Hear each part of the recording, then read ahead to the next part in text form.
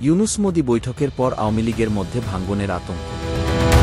আজ আমরা নিয়ে আসছি এমন একটি সংবাদ যা বাংলাদেশে রাজনৈতিক অস্থিরতা সৃষ্টি করতে পারে।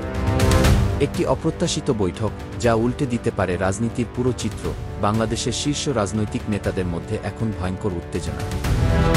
রাজনৈতিক উত্তেজনার মধ্যে সম্প্রতি অনুষ্ঠিত ইউনূস-মোদি বৈঠকটি বাংলাদেশের রাজনীতির আলোচনায় নতুন দিগন্ত খুলে দিয়েছে।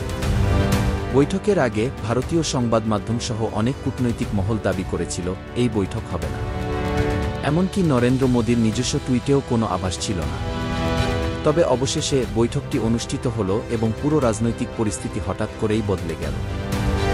যতটা আশা করা হয়েছিল বৈঠকটি ততটা গুরুত্বপূর্ণ বা ফলপ্রসূ ছিল না, এমনকি আলোচনা ছিল একেবারে নির্দিষ্ট লক্ষ্য ছাড়াই। তারপরও বৈঠকটির পিছনে যে রহস্য লুকিয়েছিল তা অস্বীকার করার উপায় নেই। দুজনের সাক্ষাৎ না ঘটলে হয়তো আজকের বাংলাদেশ-ভারত সম্পর্কের চিত্র এমনটা হতো না। তবে প্রশ্ন, কিভাবে এই বৈঠক সম্ভব হল? কেন ভারত এই বৈঠক আয়োজন করল? কূটনৈতিক মহলে চলছে নানা গুঞ্জন। ভারতের পক্ষ থেকে প্রকাশিত বার্তা ছিল সতর্ক। তাদের শঙ্কা ছিল যে বাংলাদেশে ভারত বিরোধী মনোভাব বাড়লে পরিস্থিতি পাকিস্তানের মতো হতে পারে। এই উদ্বেগের কারণে ভারতের কূটনীতিকেরা তাদের অবস্থান কিছুটা পরিবর্তন করেছে।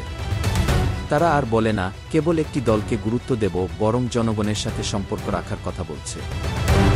এদিকে বৈঠকে উঠে এসেছে একটি অত্যন্ত গুরুত্বপূর্ণ বিষয়, শেখ হাসিনার প্রত্যাবর্তন ইস্যু। প্রফেসর ইউনূস সরাসরি ভারত থেকে এই দাবি করেছেন, তবে ভারত কি এটি মেনে নেবে? অনেক কূটনীতিকের ধারণা শেখ হাসিনার প্রত্যাবর্তন সহজে সমাধান হবে না, তবে ভারতের চাপ বাংলাদেশকে কঠিন পরিস্থিতিতে ফেলবে। এই বৈঠকটি বাংলাদেশের রাজনৈতিক শঙ্কা আরও বাড়িয়ে দিয়েছে। বর্তমানে অনেক আওয়ামী লীগ নেতাকর্মী ভারতে আশ্রয় নিয়েছেন। তারা কি ফিরতে পারবেন? তাদের ভবিষ্যৎ কি হবে? এ পরিস্থিতি কি দেশকে গভীর সংকটে ফেলবে? প্রশ্নটা হল, আওয়ামী লীগের মধ্যে যে রাজনৈতিক অস্থিরতা, সেটা কি দেশের স্থিতিশীলতার জন্য ক্ষতিকর হবে? বৈঠকের মধ্যে সংখ্যালঘু নির্যাতনও আলোচনায় এসেছে। ভারতীয় মিডিয়া এসব নিয়ে বিভ্রান্তিকর খবর প্রচার করছে।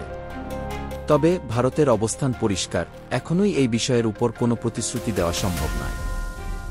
বাংলাদেশে দ্রুত নির্বাচন হতে যাচ্ছে বলে আলোচনা চলছে। কিন্তু এই নির্বাচন কি দেশের রাজনৈতিক পরিস্থিতি আরও জটিল করবে? নাকি একটি অংশগ্রহণমূলক নির্বাচন দেশের স্থিতিশীলতা ফিরিয়ে আনবে?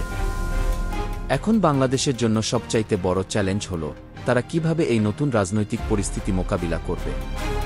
কোনো শক্তিশালী পদক্ষেপ না নিলে দেশের রাজনৈতিক অস্থিরতা আরও বাড়তে পারে, যা পুরো অঞ্চলকেই বিপদে ফেলতে পারে।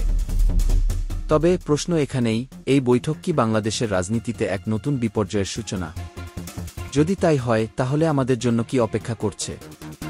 যদি তুমি ভাবো যে এই পরিস্থিতি বদলে দিতে পারে, তাহলে অবশ্যই তোমার মতামত শেয়ার করো আর সাবস্ক্রাইব করতে ভুলবে না এই গুরুত্বপূর্ণ খবরগুলো জানার জন্য।